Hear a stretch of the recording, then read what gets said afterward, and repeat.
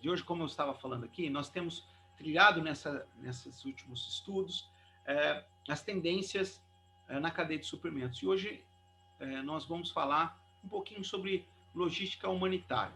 Vou trazer aqui de maneira introdutória essa primeira parte, trabalhando para vocês conceito que é muito simples e depois alguns casos práticos de logística humanitária, sobretudo que a gente tem visto e vivido. De maneira bastante tranquila, nós, nos encontros anteriores, trabalhamos os aspectos determinantes da sustentabilidade à logística reversa, seus aspectos, aplicações e partes práticas. Hoje nós vamos, então, iniciar o assunto da logística humanitária. E, conceitualmente, muito tranquilo, o que é logística humanitária? É algo semelhante à logística empresarial. Se na logística empresarial a busca é por entregar certo, distribuir o produto com qualidade, fazer um fluxo da cadeia de suprimentos em uma gestão que seja eficiente, para que a organização obtenha lucro com sua atividade, seja ela na distribuição, na produção, seja ela em qualquer área dentro da cadeia de suprimentos, isso na logística empresarial. A logística humanitária ela busca a mesma coisa. Ela quer também que o produto chegue ao destino correto, da maneira mais eficiente possível, com as melhores qualidades de movimentação e distribuição.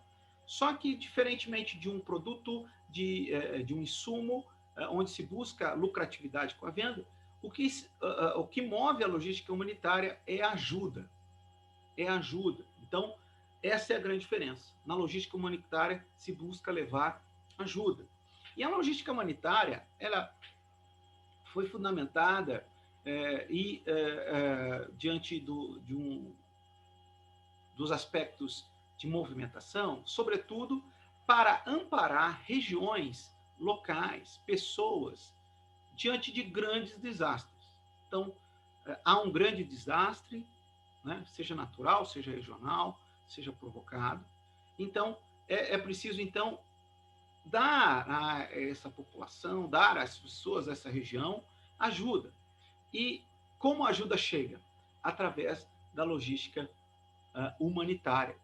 E essa operação da logística humanitária, inclusive, é uma área profissional que vem crescendo.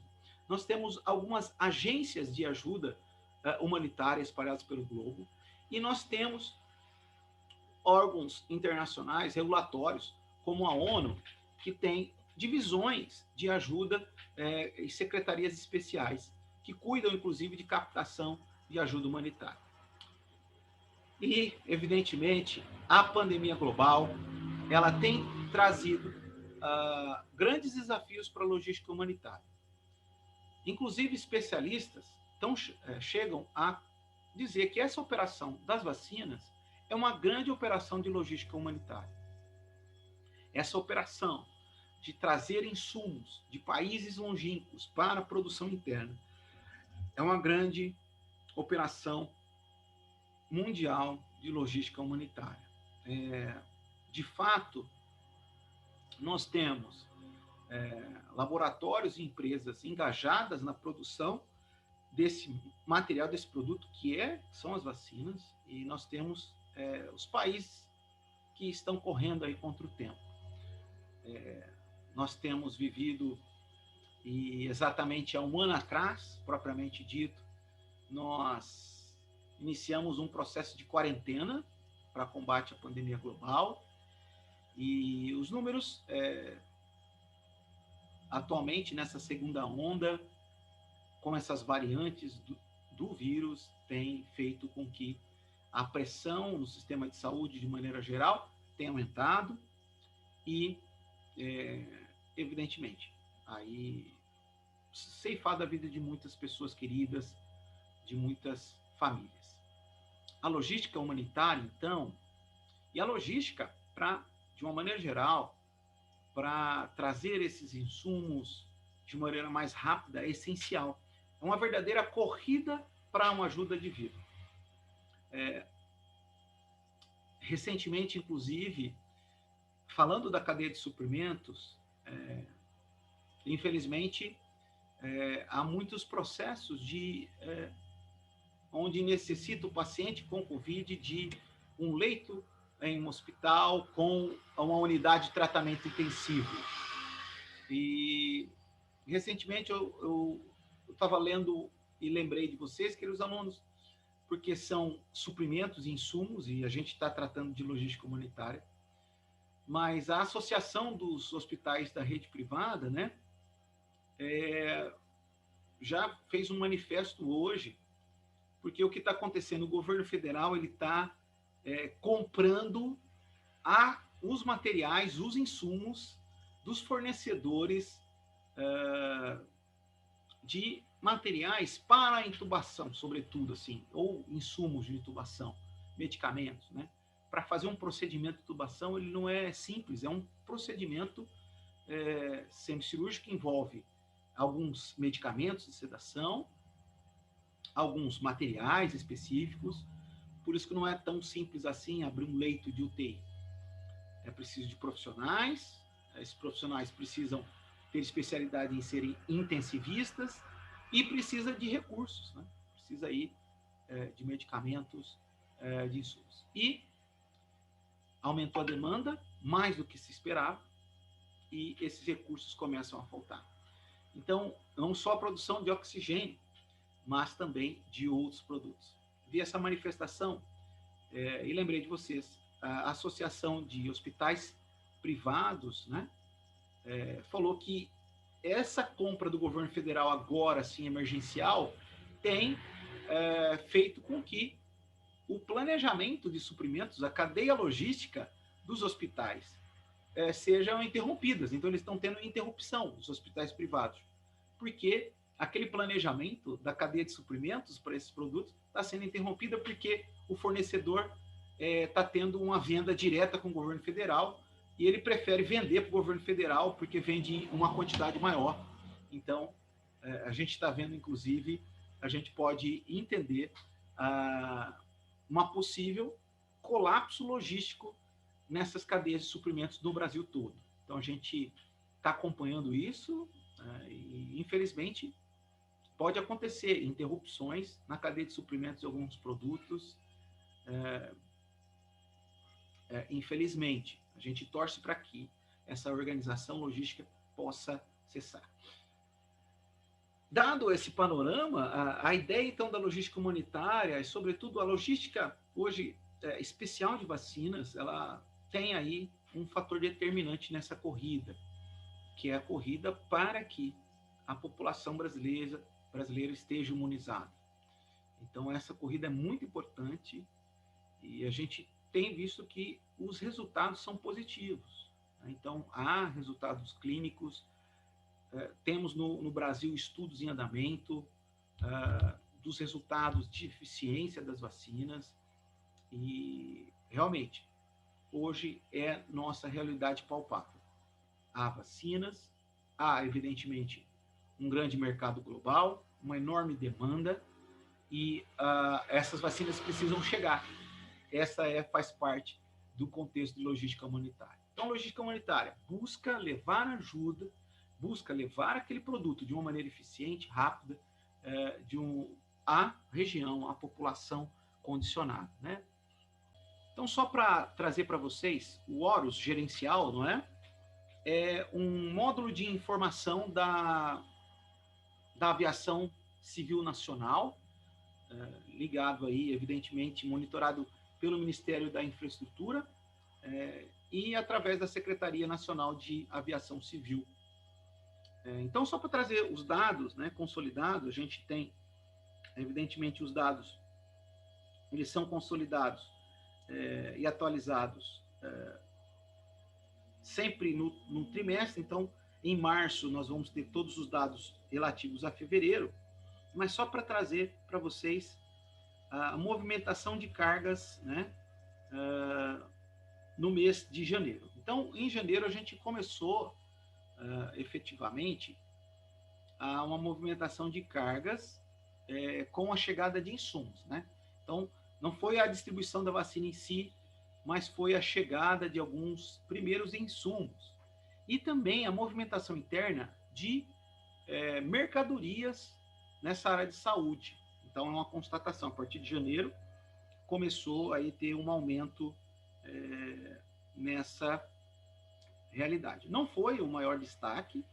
Em fevereiro, a gente vai ter números muito maiores. Eu queria só trazer para você esse acompanhamento dentro daquilo que a gente chama de voo doméstico. Então, dentro do voo doméstico, a gente tem 46,39% das cargas movimentadas, internacionalmente 53,61% de carga. Aqui a gente tem a quantidade em quilogramas dessa movimentação e também aqui a gente pode ver a movimentação de aeronaves. Então a gente vê aqui a quantidade de voos, 4.029 aeronaves. Evidentemente, aqui nós estamos falando de voo regular, né, ou não regular, embarque e desembarque de maneira efetiva. Então, a maior parte desses voos foram domésticos e um pequeno percentual de voos internacionais. Né? Aqui, ainda para falar em cargas, o percentual de mala postal via aérea, né? Então, aqui, movimentação doméstica 95,3%, internacional 4,97%. A ideia é que nós tenhamos em fevereiro os números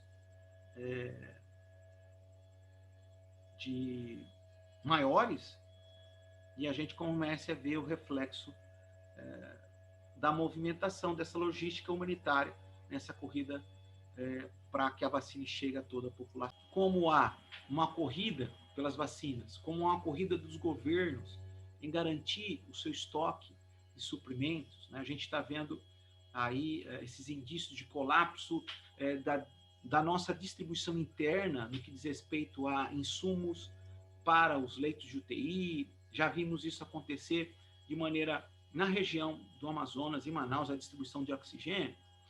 As agências humanitárias que sobrevivem com donativos, elas levam ajuda médica a vários lugares do mundo e não parou, né?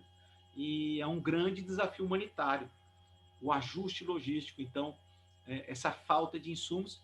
Eu queria trazer 2 relatos aqui. Primeiro, da Médicos Sem Fronteiras, nessa questão da dificuldade de insumos, e depois algumas reportagens para a gente constatar aqui a realidade da distribuição de vacinas e dessa questão de logística humanitária.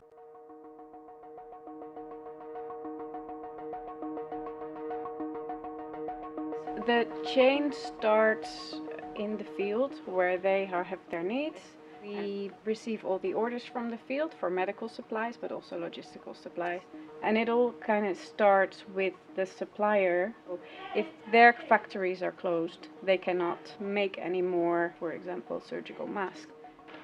We are an emergency organization and we are used to emergencies. This corona crisis came out of nowhere. From one day to another, we had to basically transform and adapt our supply chain. In terms of COVID response, this is being at the moment prioritized due to the needs. If we face restrictions in supplies, that will eventually affect also those kind of surgical interventions and other kinds of interventions.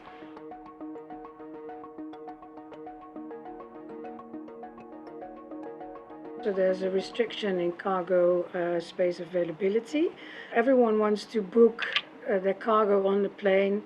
To organize a charter is way more expensive than to send regular cargo. The challenge there is that everyone in the world wants the same products right now. We will receive the orders from all of our countries, and we will have to decide, with the limited stocks that we have, which countries have the most need for these supplies. So another challenge that we forget is the local transport. So moving things from the capital level when things arrive to our actual project activities, it's challenging. COVID-19 is putting us on the spot basically, because everyone's facing this type of restrictions in the end. If the regular option is no option, we try to be creative. You just hope that you get everything on time and that you can make it happen.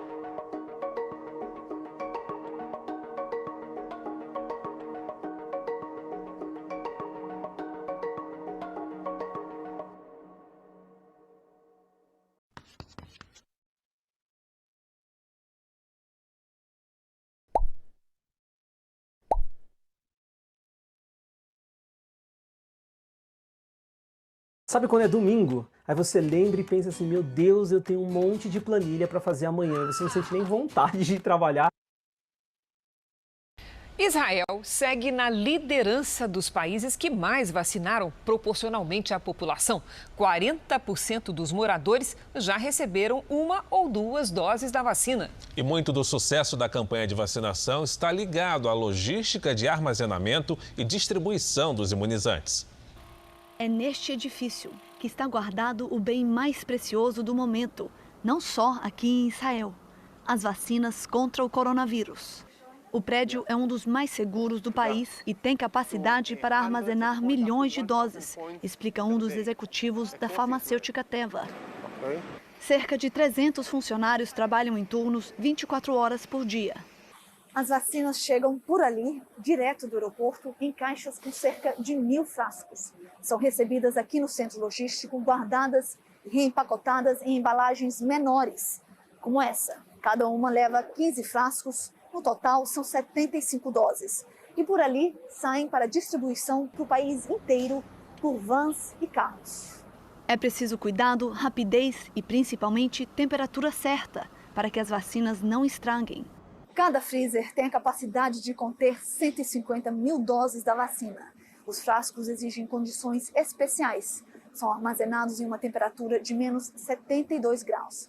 Eu pedi para eles mostrarem como é o freezer por dentro, mas só pode ficar aberto por 1 minuto. O medicamento tem apenas 5 dias para ser aplicado depois de sair do freezer. A vacina da Pfizer, que apresentou 90% de eficácia, pode chegar ao Brasil entre janeiro e março do ano que vem. Mas como vencer o desafio logístico de armazenamento e distribuição para fazer essa vacina contra a Covid chegar para todos nós? Eduardo Barão. Primeira candidata a finalizar os testes e seguir para aprovação junto aos órgãos de saúde aqui dos Estados Unidos, a vacina da Pfizer-BioNTech vai precisar de uma estratégia bem elaborada para garantir sua distribuição. As doses precisam ficar armazenadas a menos 70 graus Celsius, a temperatura do Polo Sul no inverno, e são necessárias 2 doses do imunizante. A preocupação dos cientistas é como se dará a distribuição em países mais pobres. Quando eu falo que uma vacina exige uma temperatura muito extrema com relação ao armazenamento e transporte, a gente cria uma barreira a mais. Então isso pode ser sim um fator impeditivo com relação à ampliação rápida, já que o grande objetivo na atualidade é que essas vacinas cheguem logo para os locais, principalmente os locais de alta prevalência da doença no mundo. Na falta de freezers especiais, as vacinas podem ser mantidas em congeladores convencionais por até 5 dias. Outra opção é deixar o imunizante na própria caixa vinda do laboratório, que preserva as doses com gelo seco por até 15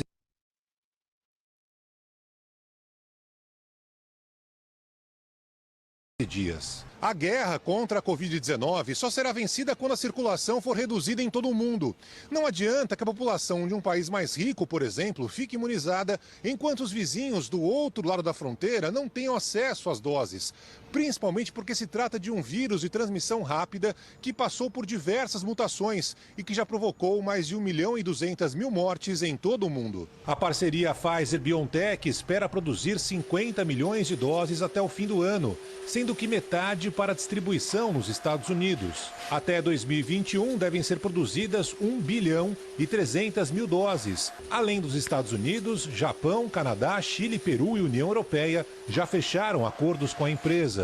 Segundo o CEO da Pfizer no Brasil, as negociações com o governo do país estão avançadas e a vacina pode estar disponível no Brasil já no primeiro trimestre do ano que vem.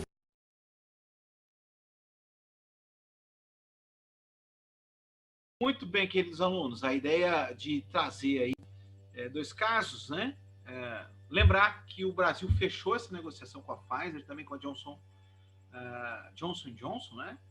Para novos imunizantes. A Pfizer, em recentes estudos,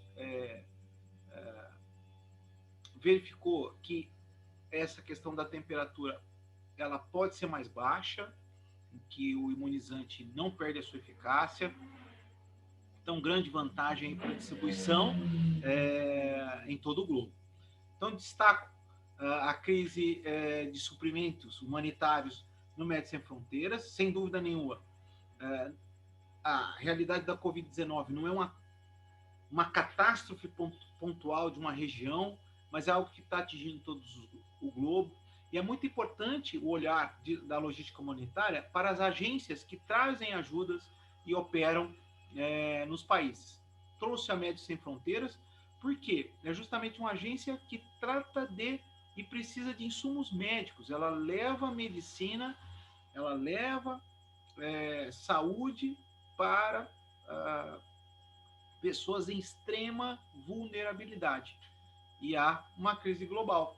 Todos os países querem as mesmas coisas, né? E isso é um reflexo de como a logística humanitária, nesse caso de pandemia, cada vez mais necessitará de pessoas e um envolvimento estratégico. Note, se não houver um envolvimento estratégico, um envolvimento coordenado dessa logística humanitária, as situações vão ser cada vez mais desastrosas. No nosso próximo encontro, nós vamos, para fechar esse assunto de logística humanitária, verificar 2 casos, estudo de casos que aconteceram e como a logística humanitária possibilitou aí uma grande atuação com eficiência. Então, dizer que nós temos no Brasil e internacionalmente grandes operações de logística humanitária que têm funcionado e trazido aí reflexos importantes no combate a catástrofes naturais, aos desastres e, sobretudo, atualmente, a pandemia global. Levar aí os insumos com a maior velocidade possível, de uma maneira mais distributiva. São detalhes da logística humanitária importante. Destaco ainda, por fim, né, que agências como Médicos Sem Fronteiras, elas têm funcionários da área da logística, tem pessoas da área da logística e também uma dica, né? Grandes agências humanitárias contratam profissionais da logística. Então, não é só a logística empresarial que contrata pessoas, mas a logística humanitária, agências de logística humanitária, têm profissionais, né? Evidentemente, elas sobrevivem com doações, donativos e também através de incentivo fiscal de grandes empresas e governos também, e organizações internacionais, mas elas têm funcionários da área da logística. Fica a dica aqui para você, durante a semana até, dar uma olhada aí, porque vagas estão surgindo em todo o globo, evidentemente.